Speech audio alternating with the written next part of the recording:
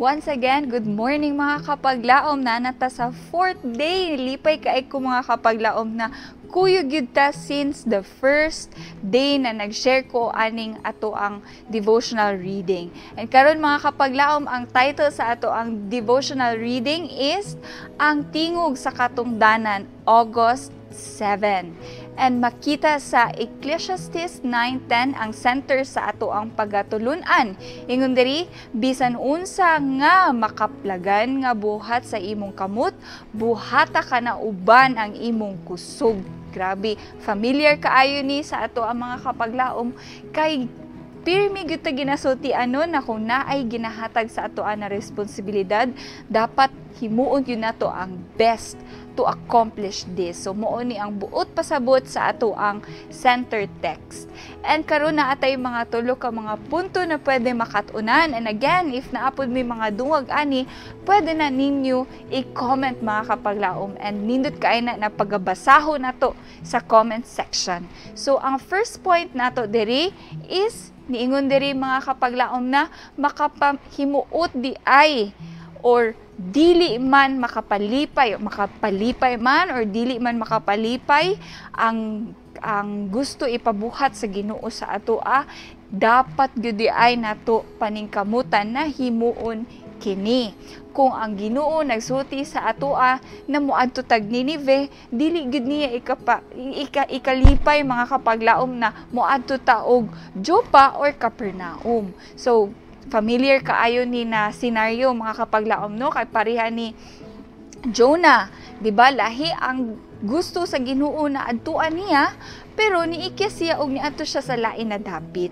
So maski pa di ay og pari-pariha ra ang atong tumong, magwali ra di ay ta, mahimot ang panalangin sa tawo, pero kung dili na mao ang lugar na gusto ipaadto sa Ginoo sa atoa, dili ta mosupak mga kapaglaom. So kung ang Ginoo gusto niya na magpadayon ta sa atong pagskwela, mahimo tang blessing sa atong eskwelahan, dili ta moingon na ay dili ko, muundang na lang ko kay moadto gyud ko sa isla, moadto gyud ko sa bukid para magministeryo didto. Dili na ikahimuot sa Ginoo. Ug kung moingon ang Ginoo na diha ra jud ka sa imong trabahoan, bahala nagpublic na trabahoan, stay there and be a blessing. Pero moingon jud ta, dili jud Lord, mohawa jud ko diri kay gusto jud ko ni i-deny akong kaugalingon, magministeryo ko dito sa isla na luoy kaayo.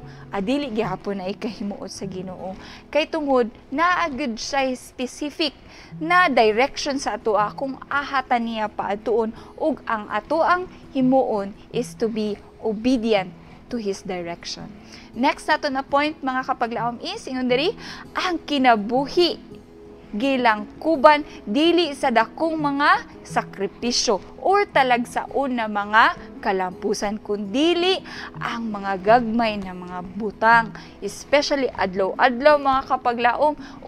Dako kaay tag wali, dako kaay tag ministry, pero sa pang-adlaw-adlaw nato na kinabuhi, wala tay worship, wala tay ampo, wala tay pagdisiplina sa atong mga kaugalingon.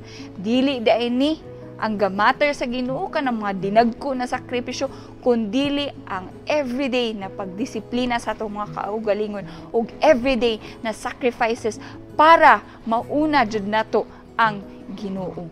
Busa mga kapaglaom karong buntaga, maningkamot lang jud ta to be obedient, maningkamot ta to stay fixing our eyes din sa Ginoo, and that would matter in the eyes of the Lord. And last nato na point diri mga kapaglaom is himua ang imong inadlaw nga pag-ampo mao ang Ginoo.